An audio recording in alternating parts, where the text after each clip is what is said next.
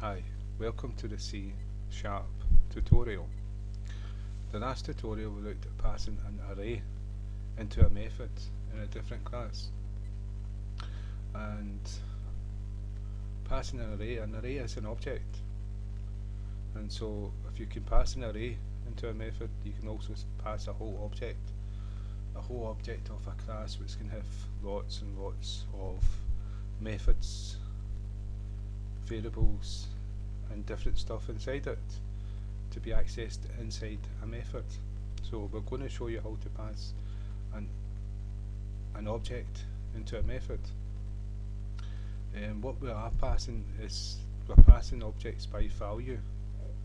We're not passing by reference, and we'll explain that later. The difference: to pass by reference, you put ref keyword in front of it, and we will do this.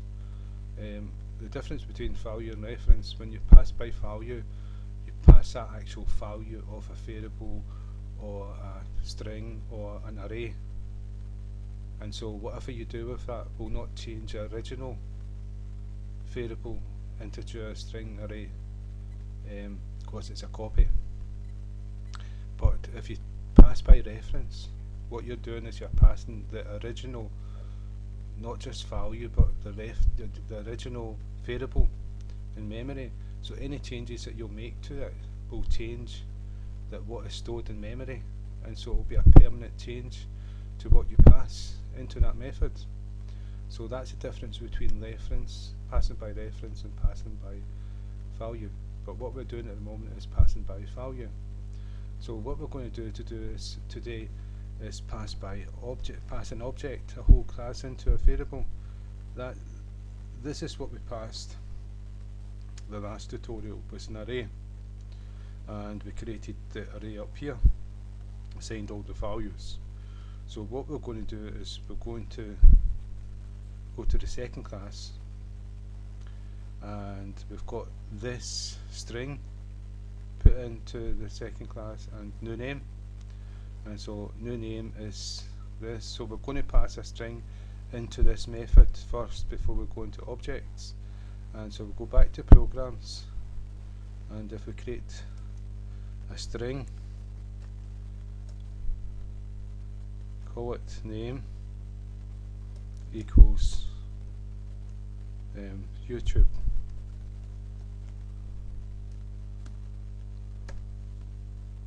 Right, and so if we take this one away, we're not using this now, but we showed the third class for passing arrays. What we're going to do is we're going to use the second class. We're going to use the second class for demonstrating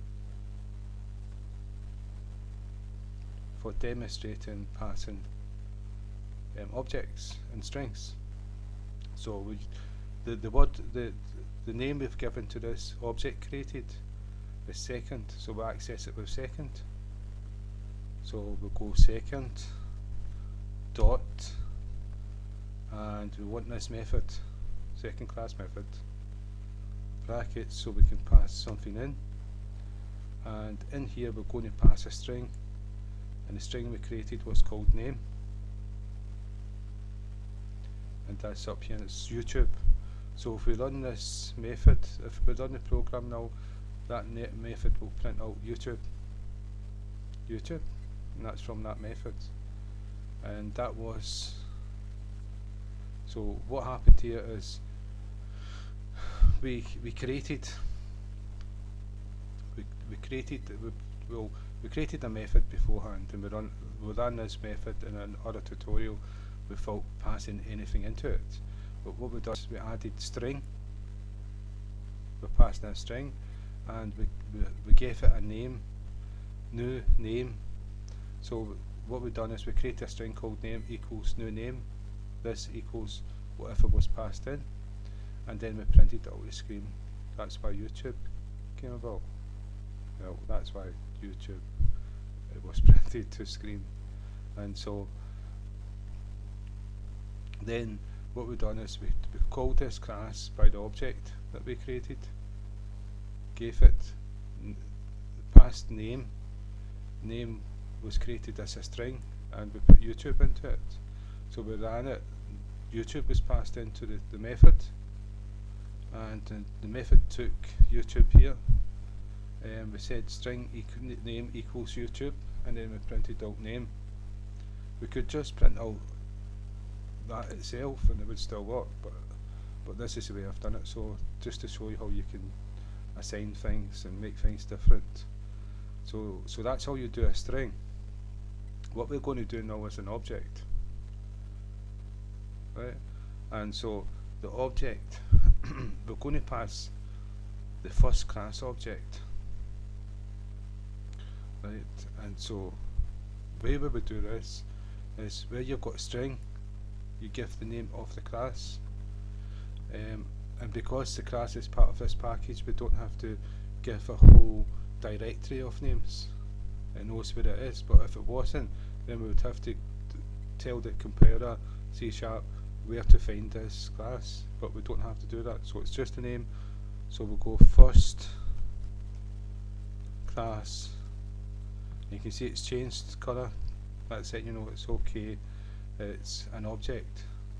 So first class, and it's recognised that, and we can call it whatever we want. Again, this is just so we can access it. So we'll go first class FC. That's good enough. So that's what we've this is what we've done to take away the string. That's what we've done to access FC. So if we go FC dot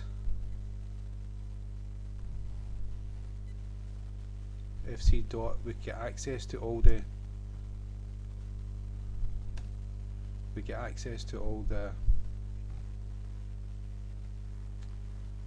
files and methods and all the rest of it. So if we go to the first class method, I don't know if it needs something passed to it, an integer. So if we do 22, and if we run a program, well, we'll need to take this away here because we've took away name. Okay.